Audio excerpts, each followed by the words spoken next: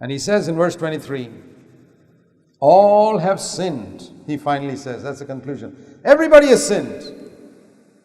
Religious sinners, non-religious sinners, all have sinned and come short of the glory of God. What is the definition of sin? For many, many years, I looked for a definition of sin which would be an ideal definition.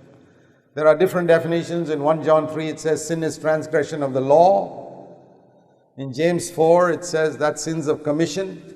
In James 4, it says sins of omission. The one who knows what to do, which is right, and does not do it, that is sin. Yeah, it's all good.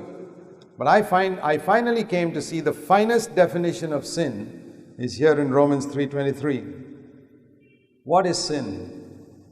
Sin is to come short of the glory of God. That's it. It's in that verse. I read it for so many years, and it never struck me that this is a definition of sin.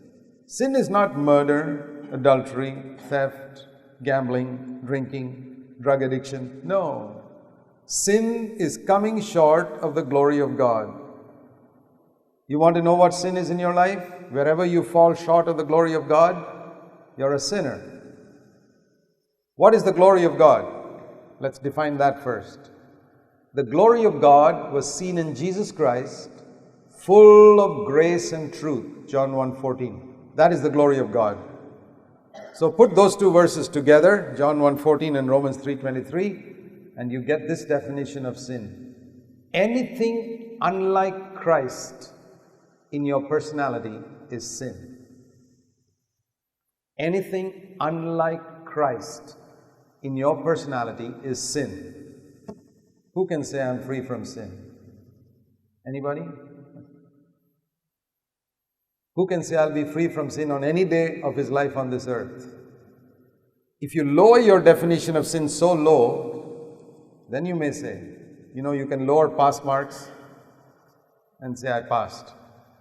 And that's what a lot of people do when they say, I'm free from sin. They have lowered the pass marks to less than 1% and they say, I passed. But pass marks is 100%. And most of us are not even getting 1%. Pass marks is 100% in God's kingdom. Anything less than the glory of Christ, anything less than Christ-likeness is sin. All have sinned. But you say, well, I'm not such a bad sinner as the other person. Do you feel like that? There are lots of born-again believers who say, I'm not such a bad sinner as that person.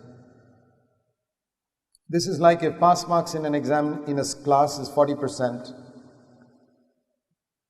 average, and one student got 32, another got 20, another got 10, another got 5, another got 0. Are they all sitting in the same class next year? Absolutely. The fellow who got 32 can go to the teacher and say, I'm 32% better than that fellow who got 0.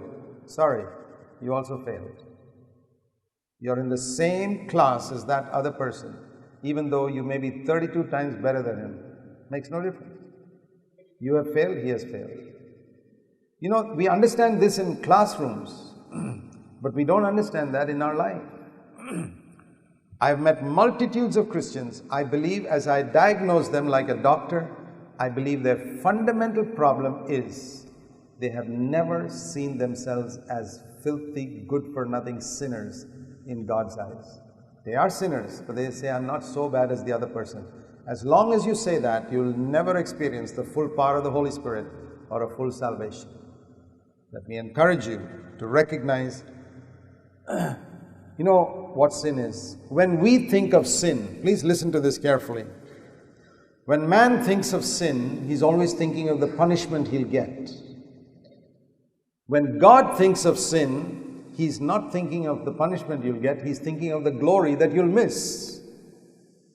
There's a lot of difference between thinking of the punishment you'll get and the glory that you'll miss. Don't think of the punishment that you'll get. That's not the most serious part about sin. There is a glory that you're going to miss if you tolerate sin in your life. It's not a question of convincing other people that you're holy. If there's the measure of sin that you tolerate in your life, that is the measure of glory you're going to miss. Because sin is falling short